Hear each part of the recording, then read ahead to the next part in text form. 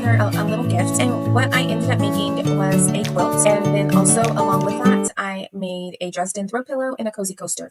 And I used a layer cake, which is a pre-cut fabric bundle, I guess, because you have a fat quarter bundle and you have jelly rolls and you have layer cakes. And I think I've seen some other pre-cuts, but those are the ones that I'm most familiar with. This particular one was a layer cake. So most of the color or all of the print in there, that is all from the layer cake. That magenta color and the white is something that I had here at the house, and as well as that magenta color. I did have to order a backing as well as binding.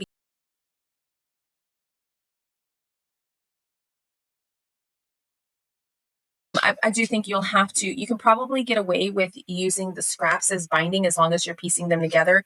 And again, that depends on the size of the binding that you want. If you use a 3-inch or 2.5-inch, I believed I used a 2.5-inch binding strip all the way across, or yeah, all the way around, not across. So I kind of love doing the Dresden. That's probably my favorite. The quilt was very, very easy. I got it cut and sewn together in about 4 to 6 hours. The hand quilting is what took me the longest because I did hand quilt this project, or the quilt. Now the Dresden block, I did not hand quilt, but I love this process. It's very simple and it is a lot of steps, but the steps are very easy. So you trace your template, you cut your template, you sew the pretty sides together, and then you turn them right side out, and then you press them. This particular template required 20 Dresden blades, maybe. This looks like a Gerber daisy to me. That's probably why I love it so much. I love Gerber daisies and I love peonies. They're like my favorite flowers. But I wasn't sure which circle I wanted to use, if I wanted to use the blue or if I ended up using the taupe. The color that I used, I ended up using the more neutral colored circle. And then after I made that decision, I went ahead and basted a stitch all the way around it so that I could turn those seams towards the inside so that they wouldn't be showing. And then finally, I pinned them all to the fabric that I was using for the throw pillow. And I ended up having to take out a couple because the Dresden, it was too big. It didn't fit my fabric. I think I cut maybe like a 12-inch piece of fabric, and it needed to, yeah, you can see where the little blades are poking off of the fabric.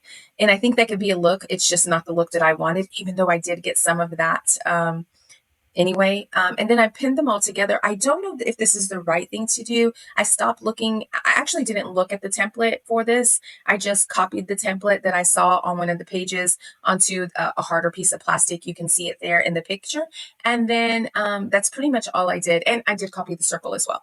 So that was this little assignment, or this little project that I did. And this was actually fairly easy. I think somebody could do this maybe in a weekend, a little weekend project or a little weekend gift, get that quilt. As I said, the quilt was really easy. If you machine quilted, I think it would go a lot faster versus hand quilting. The Dresden block, I used a machine stitch. I think I did the zigzag, which seems to be my default whenever I use my sewing machine on things like this.